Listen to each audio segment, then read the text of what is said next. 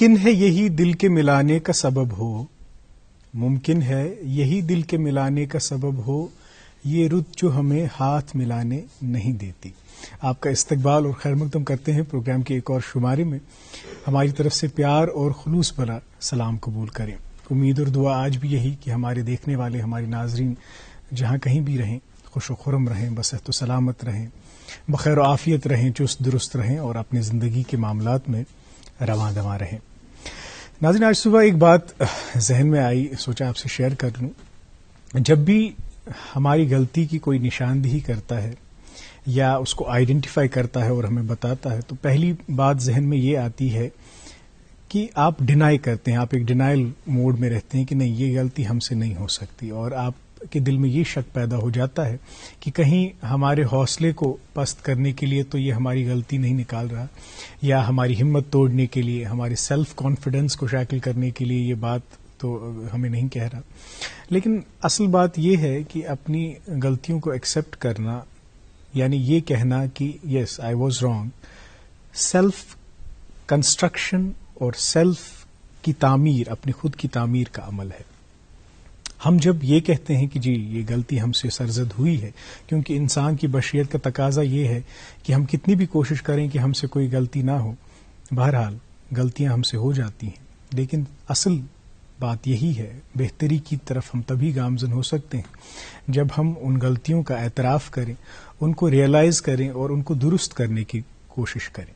کیونکہ اگر آپ کا جو انر سیلف ہے وہ ہمیشہ، آپ کا جو کانشنس ہے، آپ کو یہ آئیڈینٹیفائی، آپ کو یہ وارننگز دیتا رہتا ہے کہ جی اگر آپ کہیں غلط جا رہے ہیں تو وہ آپ کو کہتا ہے کہ آپ یہاں پہ غلط جا رہے ہیں. وہ آپ کو وارننگ سائنز بھی دے رہا ہے کہ آپ نے شاید جھوٹ بولا، کسی کو دھوکہ دیا.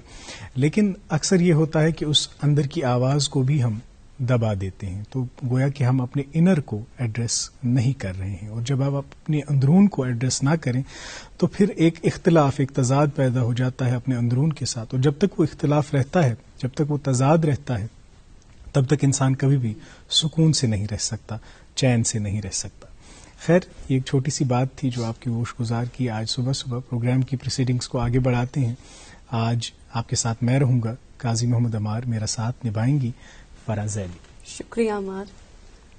دیار عشق میں اپنا مقام پیدا کر، دیار عشق میں اپنا مقام پیدا کر، نیا زمانہ نئے صبح و شام پیدا کر. خدا اگر دل فطرت شناس دے تجھ کو، خدا اگر دل فطرت شناس دے تجھ کو، سکوت لالہ گل سے کلام پیدا کر. میرا طریقہ امیری نہیں فقیری ہے، میرا طریقہ امیری نہیں فقیری ہے، خودی نہ بیچ فقیری میں نام پیدا کر. السلام علیکم، آداب، صبح بخیر ناظرین. گڈ مارننگ JNK کے آج کے تازہ شمارے میں آپ سبھی کا تہہ دل سے خیر مقدم ہے. امید کرتے ہیں کہ آپ سب بخیر و عافیت ہوں گے. ناظرین، کہتے ہیں کہ جتنی ذہانت کسی کی بات کی جواب دینے کے لیے چاہیے، اس سے زیادہ ذہانت انسان کو اس کی بات کو سمجھنے کے لیے چاہیے. اکثر ہم ایسا کرتے ہیں کہ جب ہم سے کوئی بات کر رہا ہوتا ہے، کوئی بات سمجھا رہا ہوتا ہے، کسی ڈسکشن میں انوالوڈ ہوتے ہیں، تو ہمیں اکثر یہ ہوتا ہے کہ ہم حاضر جواب ہوں، ہر بات کا ہمارے پاس جواب ہو. ذہین وہ نہیں جس کے پاس ہر بات کا جواب ہو، ذہین وہ ہے جو کسی کی بات کو سمجھے، سوچے اور اس پر عمل کرے. جی خیر، حسب معمول پروگرام میں ہم آپ کو آغاز میں ہی کچھ اپڈیٹس آپ تک پہنچاتے ہیں موسم اور ٹریفک نظام کے حوالے سے، اور محکمہ موسمیات سے جو اطلاع ہمیں موصول ہوئی ہے اس کے مطابق سری نگر میں آج دن بھر ہلکی ہلکی بارش جو ہے وہ برستی رہے گی. اور ٹیمپریچر کی بات کی جائے تو زیادہ سے زیادہ ٹیمپریچر جو ہے وہ 14 ڈگری سیلسیس ریکارڈ کیا جا سکتا ہے، اور کم سے کم درجہ حرارت جو ہے وہ 60 ڈگری سیلسیس کے آس پاس ریکارڈ کیے جانے کے امکانات ہیں. اور وہیں جموں کی بات کی جائے تو جموں میں بھی آج دن میں ہلکی ہلکی بارش جو ہے ہوتی رہے گی. اور ٹیمپریچر کی بات کی جائے تو دن کا زیادہ سے زیادہ ٹیمپریچر جو ہے وہ 29 ڈگری سیلسیس کے آس پاس ریکارڈ کیا جا سکتا ہے، اور کم سے کم درجہ حرارت جو ہے وہ 17 ڈگری سیلسیس کے آس پاس ریکارڈ کیا جا سکتا ہے. اور وہیں محکمہ ٹریفک سے جو اطلاع ہمیں موصول ہوئی ہے اس کے مطابق آج چھوٹی گاڑیاں یا لائٹ موٹر وہیکلز جو ہیں انہیں جو ہے جموں سے سری نگر جانے کی اجازت ہوگی.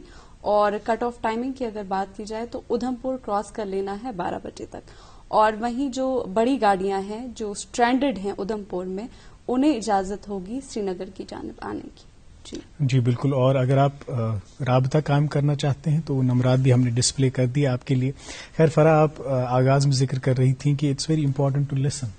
آج کل جو ڈبیٹس ہم کرتے ہیں، ڈسکشنز ہوتے ہیں، آپ دیکھیں ان میں یہی یہ ارادہ ہوتا ہے کہ ہم اپنا پوائنٹ رکھیں. جی بالکل. دوسروں کا پوائنٹ ہم سننے کے لیے تیار نہیں ہوتے ہیں. یہی میں عرض کر رہا تھا آغاز میں ہی کہ اپنی غلطی کا احساس آپ کو تب ہوگا جب آپ بغور سنیں گے. اگر کوئی آپ کی غلطی کی نشاندہی کر رہا ہے، آپ سے یہ کہہ رہا ہے کہ آپ یہاں پہ غلط جا رہے ہیں، تو بجائے اس کے کہ آپ اس کی بات سنیں، آپ اپنا پوائنٹ رکھتے ہیں. اور ہمیشہ ہمارے ذہن میں یہ رہتا ہے کہ دوسرے سے یہ غلطی ہوئی، تنقیدی نگاہ سے ہم دیکھتے ہیں دوسروں کو، لیکن جب اپنی بات آتی ہے تو سب غلطیاں لگتی ہیں کہ دوسروں میں ہیں، خود میں نہیں.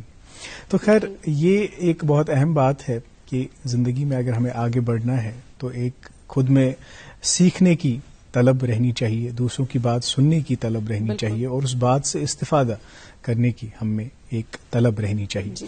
خیر یہ تو کچھ باتیں تھیں جو پروگرام کے آغاز میں ہم نے آپ تک پہنچائی، کچھ اپڈیٹس پہنچائیں.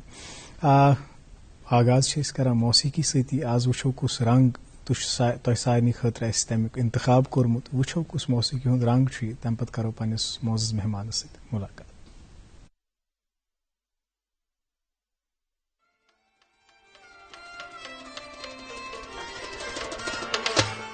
دوپماس کھرن بنم گئی دوپنم پچھ گنا دوپماس کھرن بنم ہائی آئی دوپماس کھرن بنم گئی دوپنم پچھ گنا دوپماس کھرن بنم ہائی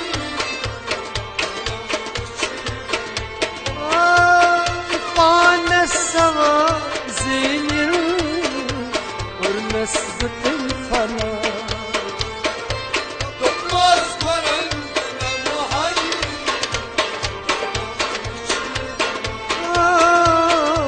پان سوا زینر اور نسبت الفنا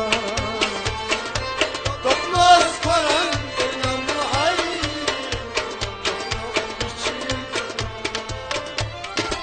لولی میں سوگ زاجے واون بنیس خبر لولی میں سوگ زاجے واون بنیس خبر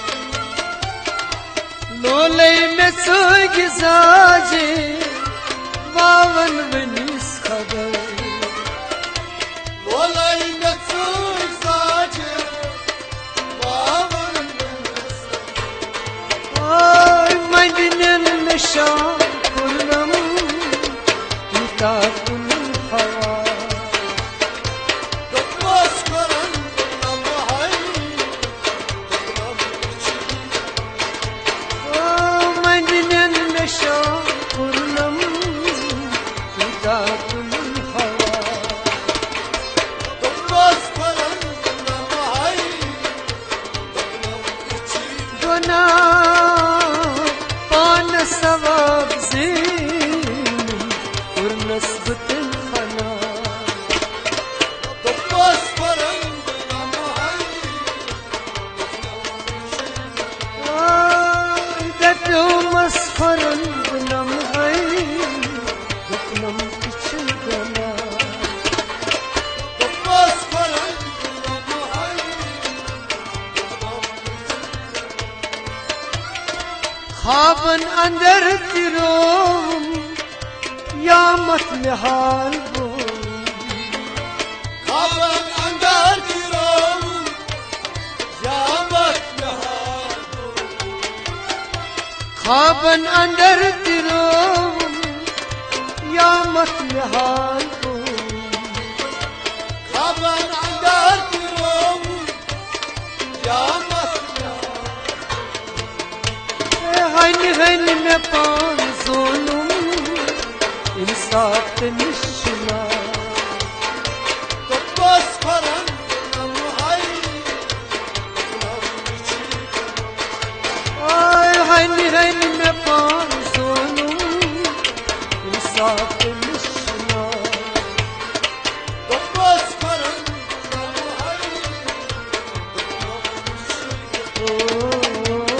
पान सवा जिन नस्ब फना तो बस करन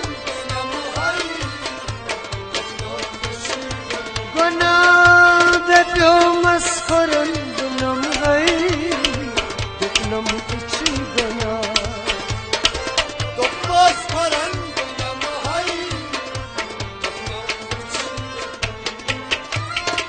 राखल नम में सारी बूजन आहुजरी राखल नम में सारी बूजन आहुजरी राखल नम में सारी बूजन आहुजरी राखल नम में सारी آج چشمن چھپو جاری آخر گتن دگا تپس کرن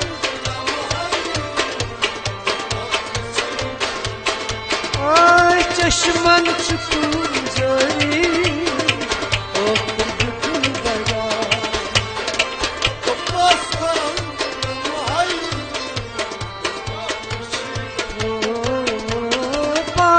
ثواب زين والنصب الفنا تبص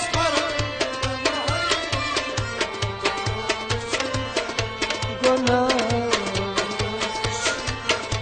قنا قنا قنا قنا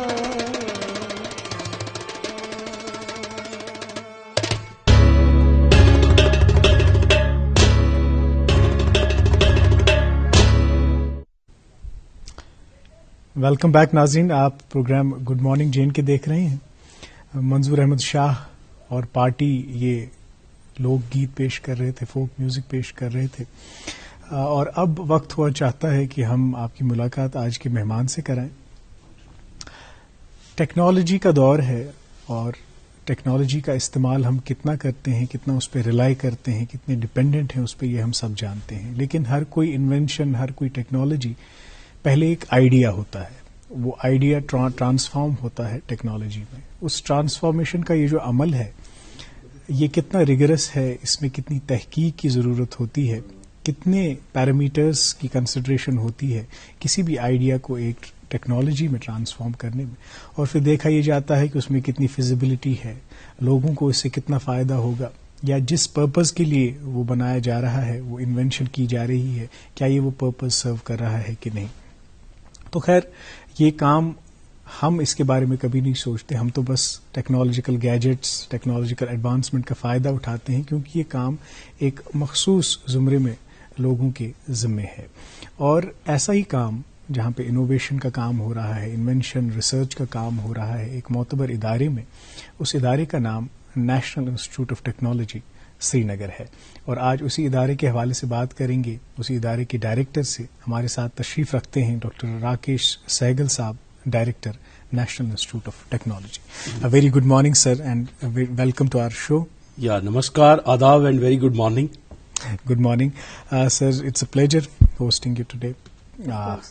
आज एनआईटी के बारे में तो जाहिर सी बात है कि हम जिक्र करेंगे, और जब से आपने वहाँ पे एज डायरेक्टर अपना ओहदा संभाला, क्या काम किया, क्या नहीं किया, वो उस पर भी बात होगी। लेकिन पहले हम उस दौर की बात करते हैं जहाँ पे आप इंजीनियर नहीं थे, जहाँ पे आप चीज़ों को का एनालिसिस नहीं करते थे, जहाँ पे आप एक्सपेरिमेंटेशन ज़्यादा नहीं करते थे, रीजनिंग ज़्यादा नहीं करते, वो बेफिक्री का दौर, मासूमियत का दौर, बचपन का दौर, क्या याद आता है उसके बारे में? या अगर मैं अपने बचपन की बात करूं तो मेरा बचपन हिमाचल प्रदेश में दो ही जगह में ज्यादा गुजरा है, एक कुल्लू और एक मंडी। अरे वाह।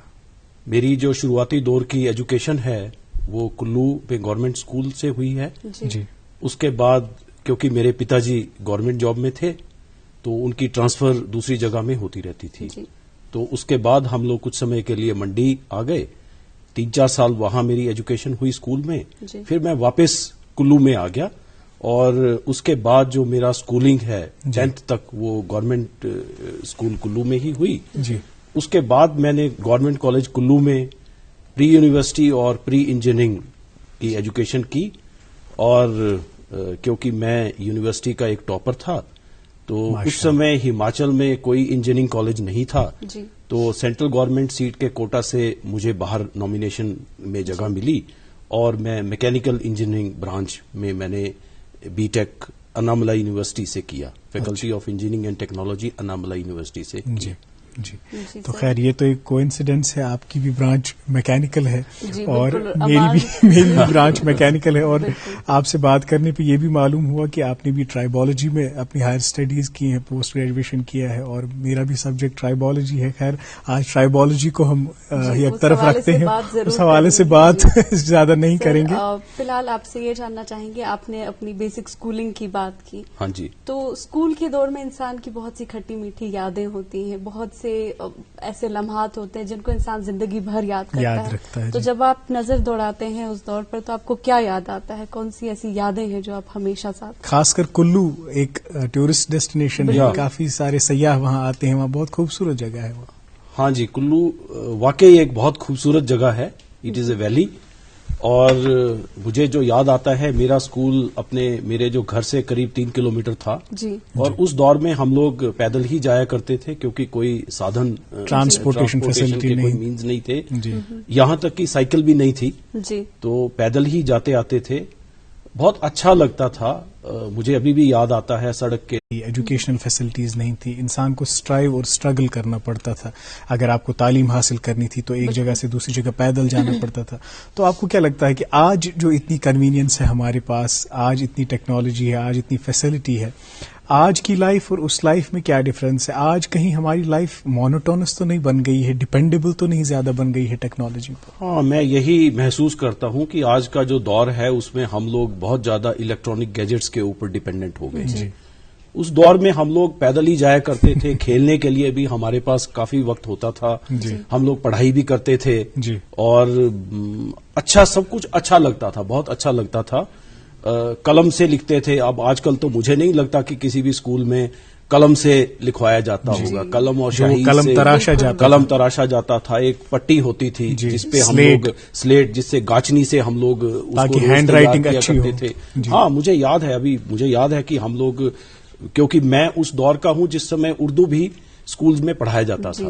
تو 8th تک ہم لوگ اردو بھی پٹی کے اوپر لکھا کرتے تھے. آج جب آپ لکھ رہے تھے تو مجھے انایاس ہی وہ سب چیزیں یاد آ گئی کہ ہم لوگ کیسے لکھتے اور آپ پڑھ پائے بالکل جو بھی میں لکھا. ہاں, تھوڑا بہت میں پڑھ بھی پایا کیونکہ اب کافی وقت گزر چکا ہے تو میں اب اس کے ٹچ میں نہیں ہوں. صحیح. بٹ بہت اچھا لگتا ہے. میں تھوڑا تھوڑا سیکھنے کی پھر بھی یہاں پہ کوشش کر رہا ہوں. تو اس دور کی بہت ہی اچھی یادیں ہیں. ابھی بھی اپنے جو میرے کلاس میٹس ہیں, جو میرے متر ہیں, ان کے ساتھ میں ابھی بھی ٹچ میں ہوں.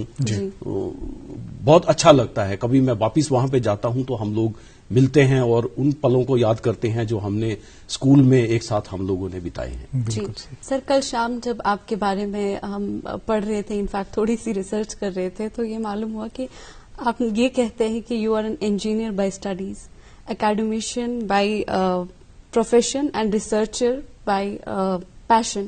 تو ان تینوں حوالے سے جو ہے پروگرام میں ضرور بات کریں گے, لیکن پہلے آپ کی انجینئرنگ, جو آپ کا کریئر چوائس آپ نے کیا ہے وہ انجینئرنگ میں ہے.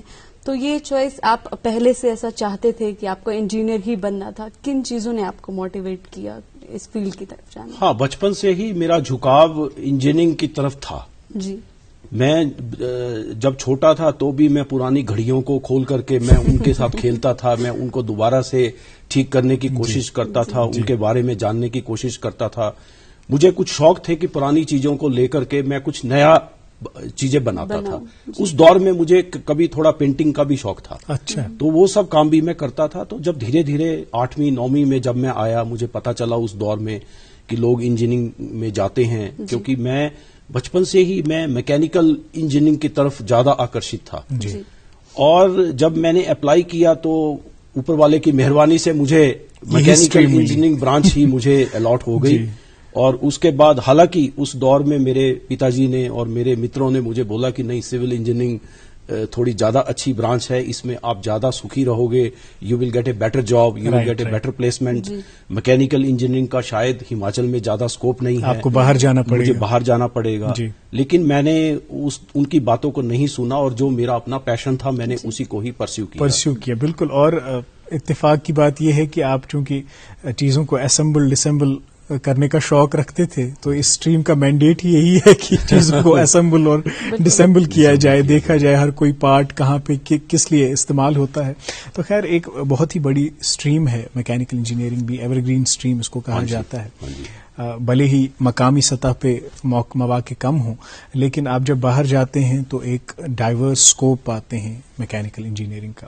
خیر آپ نے جب یہ فیصلہ لیا کہ آپ کو میکینیکل انجینئرنگ میں ہی اب آگے اسٹڈیز کرنی ہے, تو پھر کہاں کن انسٹیٹیوٹس میں آپ نے پڑھا, اور پھر پیشہ ورانہ زندگی اپنی جو پروفیشنل کریئر ہے اس کا آغاز کب ہوا؟ ہاں جی, جیسا کہ میں نے آپ کو بتایا اس دور میں ہماچل میں کوئی انجینئرنگ کالج نہیں تھا. ہمارا آل انڈیا سیٹ کا کوٹا 45 سیٹ کا کوٹا تھا, جس میں دیش بھر کے انجینئرنگ کالجز میں میرٹ کے حساب سے اسٹوڈنٹس کو ایڈمیشن ملتی تھی.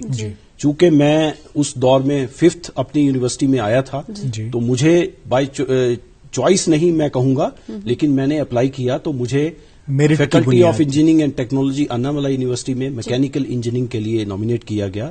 میرے ساتھ میرے 2 اور ہماچل سے متر تھے, ان کو سول انجینئرنگ برانچ ملی. تو اس کالج میں نارتھ انڈیا کی طرف سے یا یوں کہیں ہماچل کی طرف سے ہم لوگ پہلے تھے جن کو ایڈمیشن ملی.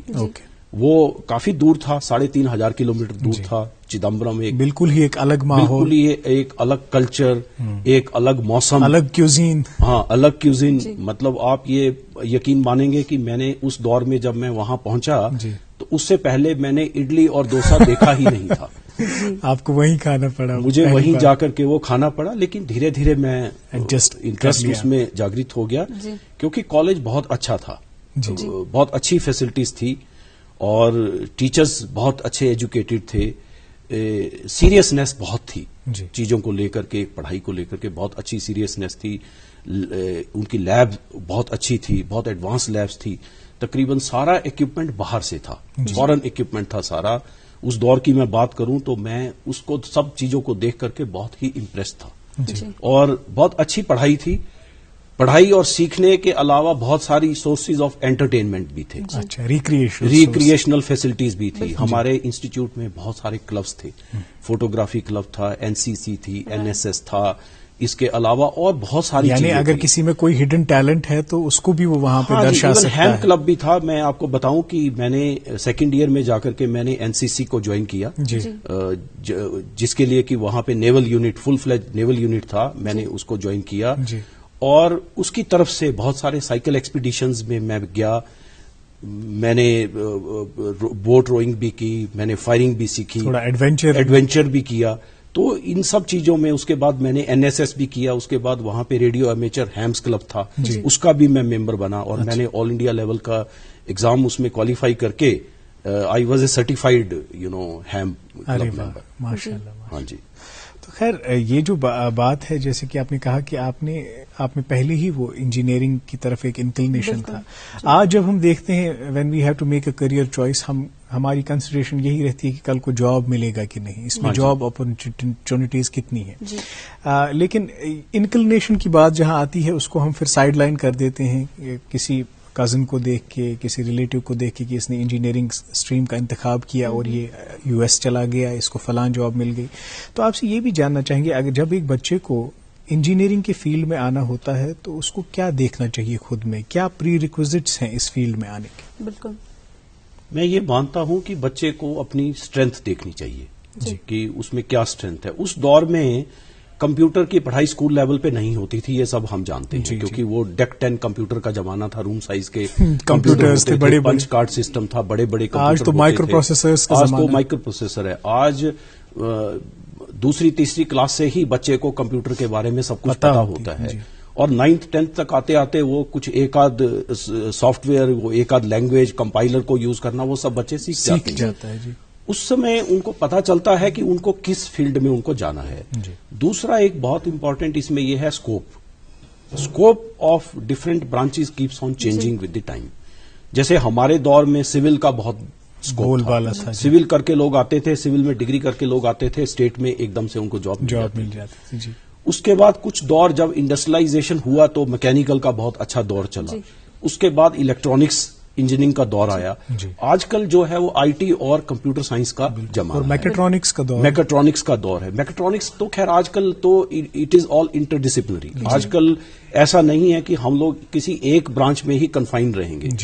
کسی ایک برانچ کو پڑھتے ہوئے بھی ہمیں دوسری برانچز کے بارے میں نالج ہونا بہت ضروری ہے. جیسے اگر میں اپنی بات کروں تو اس دور میں نے سول انجینئرنگ کے بھی کچھ سبجیکٹس پڑھے ہیں, میں نے الیکٹرانکس کے بھی پڑھے ہیں, میں نے الیکٹریکل انجینئرنگ بھی پڑھا, بہت سارے سبجیکٹس پڑھے ہیں اور ان کی لیبس بھی کی ہیں. جی بالکل. تو وہ ایک ایسا دور تھا جس میں بھی کافی کچھ آدمی کو سکھایا جاتا تھا. آج کل تھوڑا اسپیشلائزیشن کی طرف لوگوں کا زمانہ ہو گیا ہے. Now we have very specialised branches. Even کسی جگہ تو بی ٹیک میں بھی اس کے ساتھ بھی وہ وی ایل ایس آئی یا دوسری کوئی اسپیشلائزیشن لے سکتے ہیں. اور ہم دیکھ رہے ہیں کہ نیو ایجوکیشن پالیسی میں بھی اس چیز کا دھیان رکھا گیا ہے کہ ہم کنفائن کریں کسی اسٹوڈنٹ کو کسی ایک برانچ کی طرف, ایک ملٹی ڈسپلنری ایکسپوجر اس کو ملے تاکہ وہ آگے ایکسل کر سکے, کیونکہ یہ دور ہی ویسا ہے جہاں پہ کنفائنمنٹ نہیں ہے. خیر اور بات کریں گے آپ سے ناظرین, لیکن ابھی ایک چھوٹے سے وقفے کے لیے ہمیں رکنا پڑے گا. وقفے کے اس پار newspaper headlines, Covid updates آپ تک پہنچائیں گے. آپ دیکھتے رہیے programme good morning JNK. Vardaan IVF وی ایف سینٹر ملک کا نامور آئی وی ایف سینٹر جو جالندھر اور امرتسر میں زیر پذیر ہے. وردان پچھلے کئی سالوں سے آئی وی ایف کی اڑان میں سب سے کامیاب ترین سینٹر ہے, جہاں ہزاروں بے اولاد جوڑوں کو اولاد کی خوشی میسر ہوئی ہے. اب وردان کی ٹیم سری نگر میں بے اولاد جوڑوں کا تسلی بخش علاج کرنے کے لیے ہر دن دستیاب رہے گی. اپوائنٹمنٹ یا مزید جانکاری کے لیے ڈائل کریں 9814-021-991. یاد رہے 6, 7 اور 8 اپریل کو باہر سے وردان کے ڈاکٹروں کی ٹیم مگر ملباغ سری نگر بیماروں کا علاج کرنے کے لیے آئے گی. ویلکم بیک ناظرین, آپ دیکھ رہے ہیں اپنا فیوریٹ بریک فاسٹ شو گڈ مارننگ JNK. اور گڈ مارننگ JNK میں آج ہماری بات چیت ہو رہی ہے پروفیسر راکیش سہگل سر سے, جو کہ ڈائریکٹر NIT سری نگر ہیں. اور ابھی پروگرام میں وقت ہو چلا ہے کہ آپ تک کووڈ اپڈیٹ اور اخبارات کی سرخیاں پہنچائی جائیں. اور کووڈ اپڈیٹ کی بات کی جائے تو کشمیر میں کل دن بھر میں 280 نئے کووڈ پازیٹیو کیسز جو ہیں وہ رجسٹر ہوئے ہیں, اور جموں میں 162 نئے کووڈ پازیٹیو کیسز رپورٹ ہوئے ہیں. اور اسی کے ساتھ کشمیر میں ٹول پہنچ چکا ہے 79,925, جن میں سے ایکٹیو پازیٹیو کیسز ابھی جو ہیں دیٹ از 3,130, اور ریکوری ریٹ جو ہے دیٹ 75,526. اور وہیں جموں میں ٹول پہنچ چکا ہے 53,529, جن میں سے ایکٹیو پازیٹیو کیسز جو ہے that's 1,024, and recovery rate is 51,764.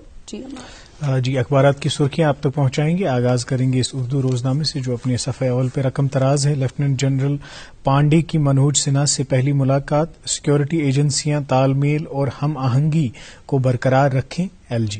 جی اور میرے پاس ایک اردو روزنامہ ہے جس سے 2 خبریں آپ تک پہنچائیں گے. ایک یہ کہ ہزاروں سیاح اور سفر کرنے والے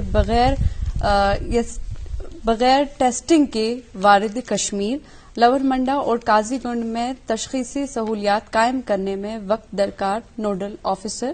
اور گلمرگ میں ہلکی برفباری, میدانی علاقوں میں رم جھم بارشیں.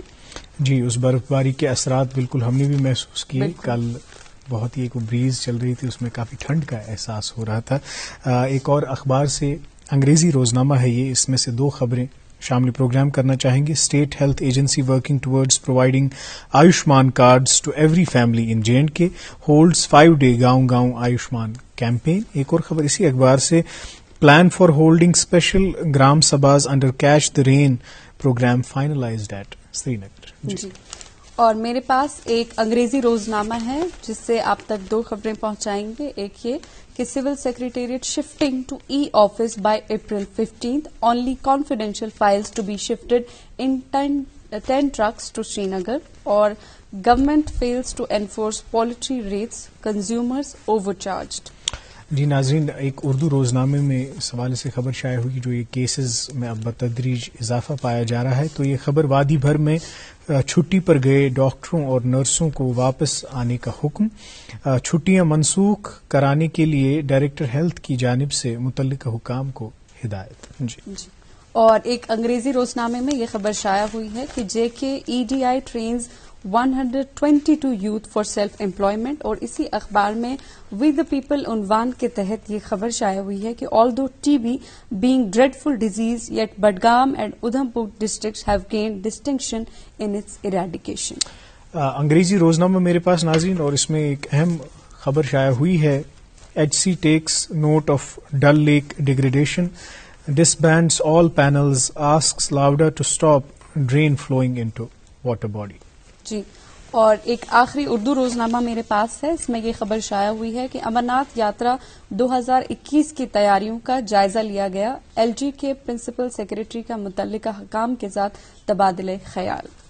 جی ناظرین، یہ تو تھی اخبارات کی سرخیاں. آج ہم بات کر رہے ہیں ڈاکٹر راکیش سہگل صاحب سے، جو ڈائریکٹر ہیں نیشنل انسٹیٹیوٹ آف ٹیکنالوجی سری نگر کے. سر، آپ کی جرنی کے بارے میں بات ہو رہی تھی، تو جو ہی آپ فارغ التحصیل ہوئے، آپ نے پڑھائی اپنی مکمل کر لی، تو پھر اپنے پروفیشنل کریئر کا آغاز کہاں سے کیا؟ ہاں جی، اس کے بعد بی ٹیک ڈگری کم کرنے کے بعد میں واپس کلو آیا. جی. اور اس سمے PWD میں میں نے بطور گریجویٹ انجینئر میں نے جاب جوائن کی. اوکے. دیٹ واز ان مئی 1986. کچھ سمے میں گھر میں رہا، اس کے بعد میں نے یہ جاب جوائن کی. اور اس بیچ میں کیونکہ کہیں نہ کہیں میرا ایک پیشن ٹیچنگ کی طرف کو تھا، جی. REC بنا 86 میں. REC میں کچھ پوسٹیں ایڈورٹائز ہوئی. کہاں کا REC؟ REC ہمیرپور، ہماچل میں. فرسٹ REC، اس میں فرسٹ انجینئرنگ کالج ہماچل میں بنا، سرکار نے وہ بنایا اور وہ ہمیرپور میں بنا. جی.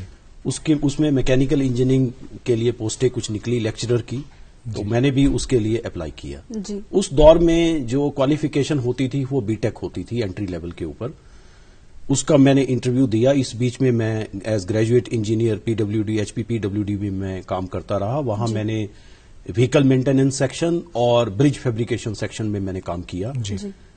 اس میں کچھ کام وہ سول انجینئرنگ سے ریلیٹڈ بھی تھا، بٹ وہ بہت انٹرسٹنگ کام تھا اور کچھ نیا سیکھنے کو کچھ مجھے نیا سیکھنے کو ملا. مجھے سول انجینئرنگ ڈرائنگز مجھے پڑھنا آیا، مجھے سول انجینئرنگ ٹرمینالوجی کا بہت ساری چیزوں کا مجھے پتا چلا، اور کیسے برج کو لانچ کیا جاتا ہے، کیسے برج کو فیبریکیٹ کیا جاتا ہے. Steel bridges, I am talking of the steel bridges. اس دور میں پھر جب یہ پوسٹ نکلی تو میں نے انٹرویو دیا، اور پھر میں نے جولائی 1988 میں نے یہ جاب ایز بطور لیکچرر میں نے REC ہمیرپور میں نے جاب جوائن کی. اور مجھے اس سمے لگا کہ اب میں اپنی زندگی میں ایک کوئی مقام جو میں سوچتا تھا وہ میں نے حاصل کر لیا ہے. وہاں جانے کے بعد 1 سال کے بعد مجھے موقع ملا IIT دلی سے M.Tech کرنے کا.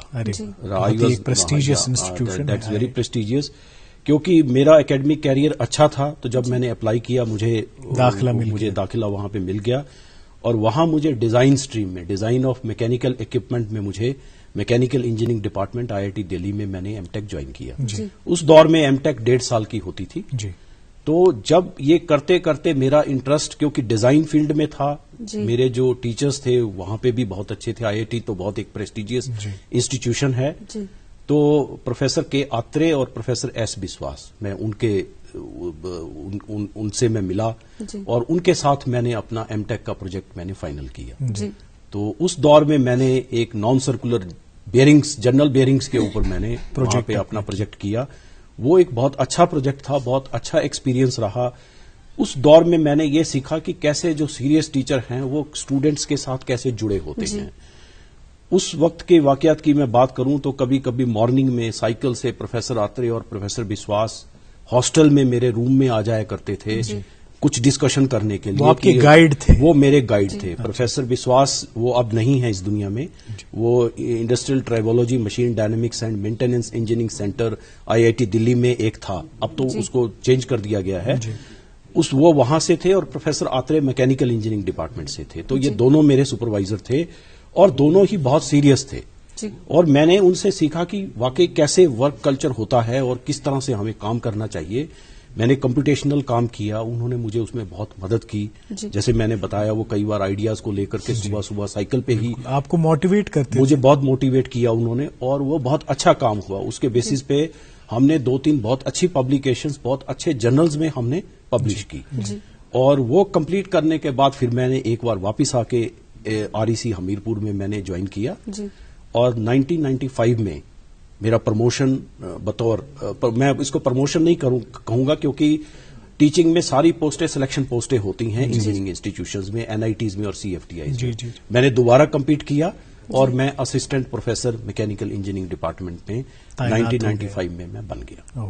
اس کے بعد پھر میری بہت ساری چیزیں میں نے سیکھی. میں نے ایک پروجیکٹ بیسڈ ایجوکیشن کا میں نے ایک ایکسپیریمنٹ کیا. میں اسٹوڈینٹس کو چھوٹے چھوٹے گروپ میں بانٹ کر کے میں جو بھی سبجیکٹ پڑھاتا تھا اس سے ریلیٹڈ میں ان کو پروجیکٹس دیتا تھا. اس کا میں نے پایا کہ اس کا بہت فائدہ ہوا. اسٹوڈینٹس منی پروجیکٹس میں ان کو دیتا تھا، اس سے ان کو کوڈنگ کا بہت کچھ سیکھنے کو ملا. ان کو پریکٹیکلی ورکشاپ میں نے وہ انتظام کروایا جس سے کہ وہ فیبریکیٹ کر پائیں. اور اس دور میں نے بچوں کو موٹیویٹ کیا، اسٹوڈینٹس کو موٹیویٹ کیا کہ وہ دوسری جگہ میں جا کر کے اپنے پیپر پریزنٹ کریں، ان کو ایک ایکسپوزر ملے. اس سے ان اسٹوڈینٹس کو بہت فائدہ ہوا. ان کو یہاں تک کہ ان کو کئی اسٹوڈینٹس کو باہر اچھے اچھے کالجز میں MS کے لیے PhD کے لیے ان کو ایڈمیشن ملا. اور اس دور میں پھر میں نے اپنا فردر ایجوکیشن کے لیے میں نے کوشش کیا اور کرکشیترا یونیورسٹی میں نے داخلہ لیا. اس بیچ میں مجھے IIT میڈراس میں بیسیکلی مجھے QIP میں admission, quality improvement programme government of India کا ہے ایک، اس میں مجھے PhD میں وہاں ایڈمیشن ملا. لیکن کسی وجہ سے انسٹیٹیوشن مجھے ریلیو نہیں کر پایا اور میں وہاں نہیں جا پایا. پھر انسٹیٹیوٹ سے پرمیشن لے کر کے میں نے کرکشیترا یونیورسٹی میں بطور پارٹ ٹائم PhD کینڈیڈیٹ میں نے رجسٹر کیا. اس میں میرے ایک سپروائزر IIT دہلی سے تھے پروفیسر OP گاندھی، وہ بھی اب اس دنیا میں نہیں ہیں. دوسرے میرے سپروائزر پروفیسر سرجیت آنگڑا ہیں جو کہ ابھی بطور پروفیسر NIT کرکشیترا میں کام کر رہے ہیں. اور میں نے اپنا کام شروع کیا. اور اس میں آپ کو یہ بتانا چاہوں گا کہ میں نے اس کو ایک چیلنج کی طرح سے لیا اور میں نے 2 سال کے پیریڈ میں اپنی PhD کی تھیسس میں نے کمپلیٹ کر کے میں نے جمع کر دی. اور 2.5 سال میں مجھے PhD کی ڈگری بھی ایوارڈ ہو گئی. تو that was a turning point in my career. اس کے بعد جب میں نے 1999 میں نے رجسٹر کیا تھا، مئی 2001 میں نے اپنا تھیسس جمع کیا، اکتوبر میں میرا وائوا ہو گیا اور نومبر میں مجھے ڈگری ایوارڈ ہو گئی. اور جب میں واپس آیا اس کے بعد پھر بطور پروفیسر میں نے کام کیا، بطور ہیڈ آف دی ڈپارٹمنٹ میں نے 3 دفعہ کام کیا، بطور ڈین ریسرچ اینڈ ڈیولپمنٹ میں نے کام کیا، بطور ڈین فیکلٹی ویلفیئر میں نے کام کیا، بطور پراکٹر میں نے کام کیا. تو میں نے انسٹیٹیوشن میں قریب سبھی طرح کی جو اسائنمنٹس ہیں جس کو ہم مینجمنٹ اسائنمنٹس کہتے ہیں ان سب پہ میں نے کام کیا، right from resident warden to dean, وہ ساری. اور میں نے اس دوران میں نے بہت کچھ سیکھا. ہمارے جو ڈائریکٹر صاحبان یا جو پرنسپل صاحبان تھے انہوں نے بہت سپورٹ کیا، ان کی بدولت میں نے بہت کچھ ڈپارٹمنٹ میں سیکھا اور میں نے ڈپارٹمنٹ کو اسٹیبلش کیا. جی سر آپ سے یہ جاننا چاہیں گے کہ آپ کہتے ہیں کہ you are a researcher by passion, اور آپ نے اپنی PhD تھیسس وغیرہ کی بھی بات کی کہ کتنے کم سمے میں آپ نے جو اپنا PhD جو ہے کمپلیٹ کیا. ریسرچ کے حوالے سے اگر بات کی جائے، آپ نے ابھی کہا کہ آپ ڈین جو ہے رہ چکے ہیں ریسرچ کے حوالے سے، تو کون سے ایسے ریسرچ پروجیکٹس ہیں جو آپ نے امپلیمنٹ کیے یا آپ انوالو رہے ہیں ایسے میجر ریسرچ پروجیکٹس؟ ہاں جی، میں اگر آپ سے بات کروں تو جب میں M.Tech کرنے کے بعد IIT دلی سے واپس آیا 91 میں، اس دور میں نے ایک پروجیکٹ سینٹر آف ایکسلنس کا لکھا، کیونکہ وہ REC کا دور تھا تو ہم لوگ directly all India council for technical education کے ساتھ ہمارا افیلیشن تھا. تو ہمیں MHRD کے پروجیکٹ AICT کے تھرو ہم لوگوں کو ملتے تھے. اس میں ایک سینٹر آف ایکسلنس میں نے ایک پروجیکٹ لکھا. It was a small project, but یہ 1992 کی بات ہے. قریب 1,75,000 مجھے اس میں ملا. اس سے میں نے ایک ٹیسٹ رگ فرسٹ ٹائم، کیونکہ میں نے تھیوریٹیکل کام بیئرنگز کے اوپر کیا تھا، تو میں نے ایک ٹیسٹ رگ ڈیزائن کیا جس سے کہ میں اس کی ایکسپیریمنٹل ویلیڈیشن کر پاؤں جو میں نے تھیوریٹیکل کام کیا تھا. اس کو میں نے ہمیرپور میں ہی میں نے اس کو ڈیزائن کیا, وہیں پہ میں نے اس کو فیبریکیٹ کروایا, اور اس کے اوپر پھر میں نے اپنا ریسرچ کا کام کیا. اس کے ساتھ میں نے اپنے ساتھ بی ٹیک کے کچھ فائنل ایئر پروجیکٹ اسٹوڈنٹس کو بھی میں نے انوالو کیا.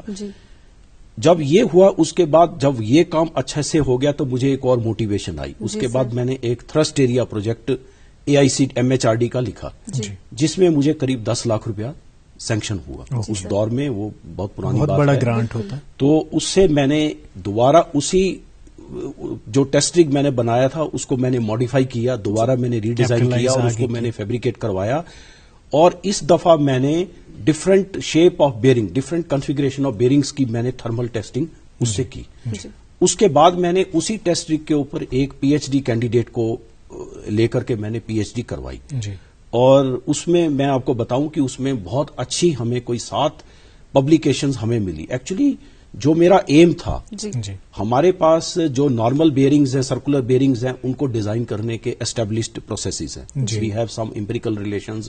لیکن نان سرکولر بیئرنگز کے کیس میں ہمارے پاس ایسا نہیں ہے, جبکہ نان سرکولر بیئرنگز جو ہیں وہ بہت ساری ہائی اسپیڈ مشینری میں استعمال ہوتے ہیں. They are very stable, they run cool, they are very stable, اور وہ بہت ہائی اسپیڈ پہ ہم ان کو جا سکتے ہیں. ایکچولی ایز اے لے مین تو لوگ نہیں جانتے ہوں گے, لیکن ہمارے جو پاور پلانٹس ہوتے ہیں ان میں ان جو بیئرنگز کی لائف ہے وہ 40 سال 50 سال ایسے ہوتی ہے, وداؤٹ اینی چینج.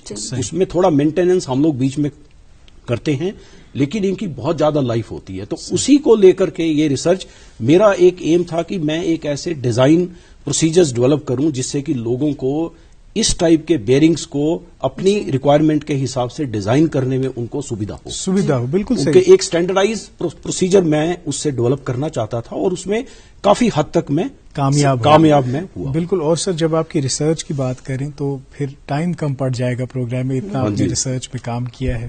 تو آپ کی منصبی ذمہ داری پہ اب آتے ہیں, کیونکہ آپ اس وقت director national institute of technology Srinagar ہیں. تو کب آپ کی تعیناتی وہاں ہوئی, اور جب سے آپ نے وہاں پہ یہ ڈیزگنیشن سنبھالی, عہدہ سنبھالا, تو کون سے اقدامات آپ نے اٹھائے تاکہ یہ جو کیمپس ہے وہاں پہ انفراسٹرکچرل ڈیولپمنٹ ہو, وہاں پہ تحقیق کا ایک ماحول کریٹ ہو جائے, انوویشن کا ایک ماحول کریٹ ہو جائے, تو کیسے یہ سب ہو؟ ہاں جی, اس سے پہلے 3 سال میں ہماچل میں ایک نیا انجینئرنگ کالج اسٹیبلش کرنے کے لیے گورنمنٹ آف HP نے مجھے پک کیا 3 سال کے لیے آن ڈیپوٹیشن.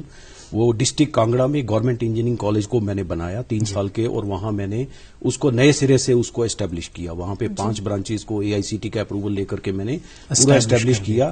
2017 میں وہاں سے اگست میں واپس آیا. اس کے بعد میری تعیناتی 3-4 مہینے کے بعد بطور ڈائریکٹر NIT سری نگر ہو گئی.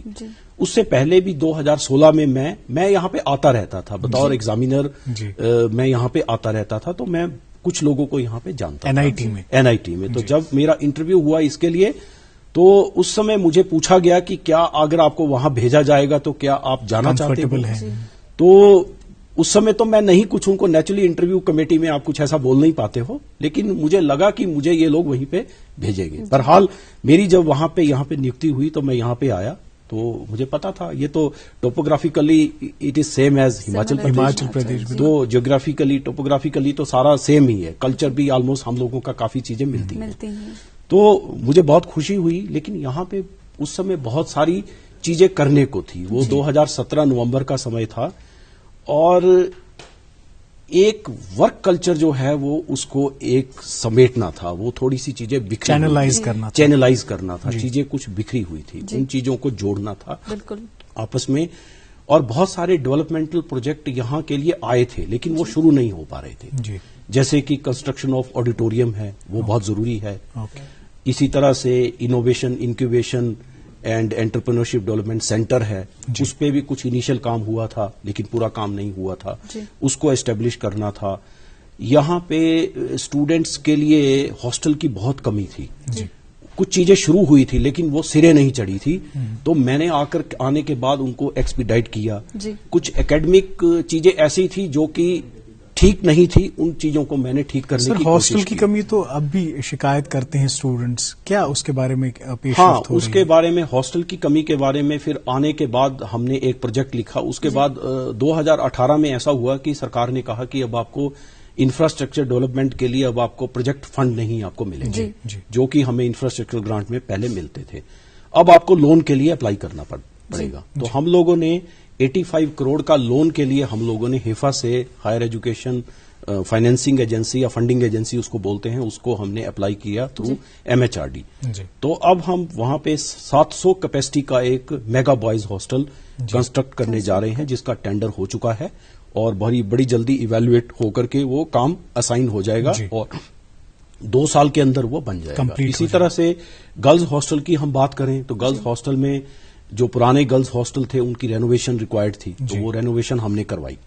अब वो काफी हद तक ठीक हो गया। इसके बाद फिर हमने अपने इंस्टीट्यूशनल जो फंड्स थे, हमारी जो IRG होती है, इंस्टीट्यूशनल रेवेन्यू जनरेट करके जो फंड्स हमारे पास होते हैं, उससे 13 करोड़ रुपया लगा करके 120 कैपेसिटी का हम अलग से गर्ल्स हॉस्टल बना रहे हैं। उसका वर्क अवार्ड हो गया है और काम कुछ दिन में शुरू हो जाएगा। इसी तरह से बहुत सारे और पुरानी बिल्डिंग्स थी, पुराने हॉस्टल्स थे, उनकी रेनोवेशन का काम बहुत लार्ज स्केल पे चल रहा है। यहां तक कि जब मैं आया तो जो स्टूडेंट्स का कैफेटेरिया था वो भी बंद पड़ा था, तो उसको नए सिरे से मैंने उसको रेनोवेट करवा करके उसको मैंने शुरू करवाया।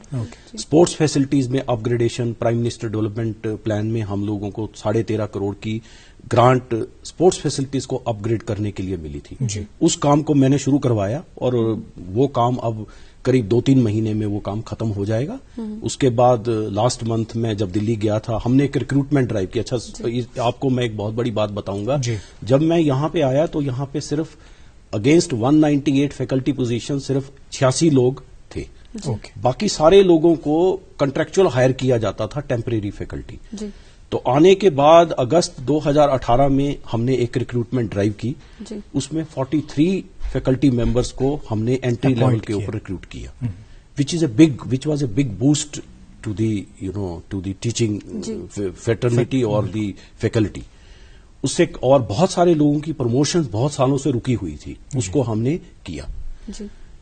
अब दोबारा हमने लास्ट मंथ हमने एक रिक्रूटमेंट दोबारा किया, उसमें 44 नए फैकल्टी हमने एंट्री लेवल के ऊपर हमने रिक्रूट किए हैं। उसमें से 27 लोगों ने ज्वाइन भी कर लिया है। इस तरह से अब हमारा जो एक टीचिंग का फैकल्टी पूल वर्कफोर्स वो बहुत स्ट्रांग हो गया है, वो एक वर्कफोर्स बहुत स्ट्रांग होगी। इसी तरह से अगर हम नॉन टीचिंग की बात करें तो हमारे पास बहुत अहम ओहदे जैसे रजिस्ट्रार का है, डिप्टी रजिस्ट्रार्स का है, ऑडिट का है, अकाउंट्स का है, इनके ऊपर लोग नहीं थे। उस वजह से there were lot of audit and accounts issues, irregularities थी, पता नहीं चलता था। तो हमने लास्ट ईयर हम लोगों ने उन पोस्ट के ऊपर भी रिक्रूटमेंट की। हमने रजिस्ट्रार रिक्रूट किए, हमने डिप्टी रजिस्ट्रार रिक्रूट किए, असिस्टेंट रजिस्ट्रार्स रिक्रूट किए, ऑडिट को हम लोगों ने स्ट्रीमलाइन करवाया। हमने कंसोलिडेट किया अपने सारे फंड्स को। अब आज की तारीख में हमें सब पता है हमारे पास कहां पे क्या क्या चीज है, बिल्कुल, और कहां पे इम्प्रूव करना, कहां पे हमें इम्प्रूव करना है। और हाँ जी, हमने अपनी रिसर्च फैसिलिटीज को बहुत अपग्रेड किया है। जी सर, रिसर्च फैकल्टीज को भी इम्प्रूव किया है। इनफैक्ट टेक्नोलॉजिकल एडवांसमेंट्स के बारे में भी जानेंगे कि NIT में वेयर डज इट स्टैंड, कितनी अपग्रेडेशन वगैरह हुई। लेकिन उससे कबल ये जानना चाहेंगे सर, कोविड-19 जो है इसने एजुकेशन सेक्टर को भी जो है बहुत ज्यादा धक्का दिया and people shifted to online classes. अब NIT इंजीनियरिंग एक ऐसा फील्ड है जिसमें प्रैक्टिकल्स की बहुत ज्यादा जरूरत होती है, टेस्टिंग की जरूरत होती है। तो कोविड जो लॉकडाउन है उसके दौरान कैसे कोप अप किया स्टूडेंट्स ने, क्या प्रोसीजर्स रहे? हाँ, उस दौरान हमने अपने टीचर्स को ऐसी इंस्ट्रक्शंस दी कि वो लोग लैब में जाकर के एक्चुअली एक्सपेरिमेंट करके उसके वीडियोस बनाएं। अच्छा। और फिर वो वीडियोस हमने स्टूडेंट्स को भेजे। बाकी जैसे जो थ्योरी सब्जेक्ट की क्लासेस हैं वो तो ऑनलाइन चल रही थी। हमने उसके लिए टीचर्स को स्पेशल मिनिस्ट्री से परमिशन लेकर के हमने टैब्स उनको लेकर के दिए ताकि उनको ऑनलाइन पढ़ाने में उनको कोई किसी किस्म की दिक्कत ना हो। लैपटॉप्स हमने उनको लेकर के दिए और बाकी फैसिलिटीज को हमने अपग्रेड किया। हमारे कुछ हमने स्मार्ट क्लासरूम भी बनाए, कुछ और स्मार्ट क्लासरूम अंडर PMDP बन रहे हैं। जो मतलब अब मुझे लगता है कि 5-6 महीने में वो सारा काम भी कंप्लीट हो जाएगा। तो हमारे पास बहुत अच्छी रिकॉर्डिंग फैसिलिटीज भी होंगी। जी जी, बिल्कुल सही। और उम्मीद करते हैं कि इन फैसिलिटीज में दिन ब दिन और इजाफा हो जाए, क्योंकि एक बहुत ही बड़ा इदारा है national institute of technology Srinagar.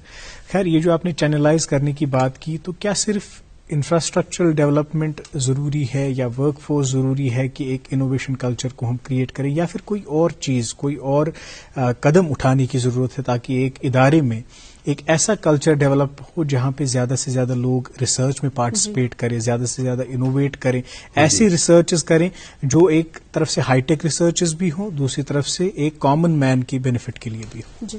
جی ہاں, میں اس کی اگر بات کروں تو ہمارے یہاں پہ جیسے میں نے بتایا کہ IIED سینٹر ہے, innovation incubation entrepreneurship development centre. جی, اس میں ہم انکریج کرتے ہیں جو لوکل اسٹوڈینٹس جن کے پاس آئیڈیاز ہیں ان کو آ کر کے انکیوبیٹ کرنے کے. اور مجھے آپ کو یہ بتاتے ہوئے خوشی ہو رہی ہے, ڈاکٹر سعد پرویز اس کے کوآرڈینیٹر اور ہیڈ ہیں, اور ہمارے پاس 7 انکیوبیٹرز اس سمے وہاں پہ کام کر رہے ہیں.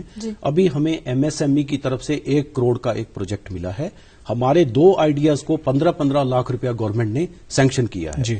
اس کے علاوہ ہمارے پاس ایک انت بھارت ابھیان کر کے ایک اسکیم ہے جس میں کہ ہم نے 5 ولیجز کو اپنے ساتھ جوڑا ہوا ہے. اس میں نارتھ کشمیر کے بھی ہیں, ساؤتھ کشمیر کے بھی ہیں. وہاں جا کر کے ہم اسکولز میں بچوں کو ہم لوگ ایجوکیٹ کرتے ہیں. We tell them about the professional opportunities which are available not only in engineering بلکہ سائنسز میں یا دوسری طرف میں بھی.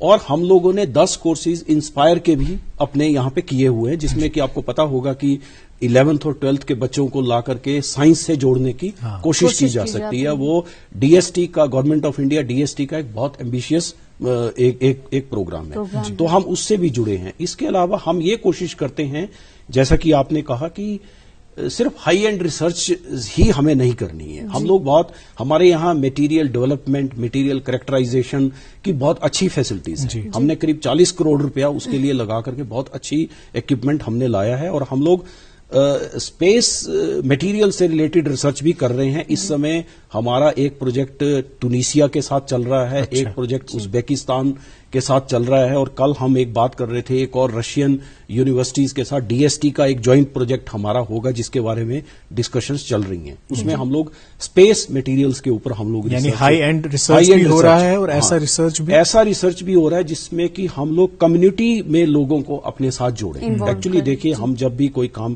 ایز ٹیکنیکل پرسنز, ہمارا فائدہ سوسائٹی کو ہونا چاہیے. ہمیں وہ کرنا ہے جس سے کہ ایک کامن مین کی زندگی بہتر ہو, اس کو اکانومیکل سولوشنز اس کو ملیں.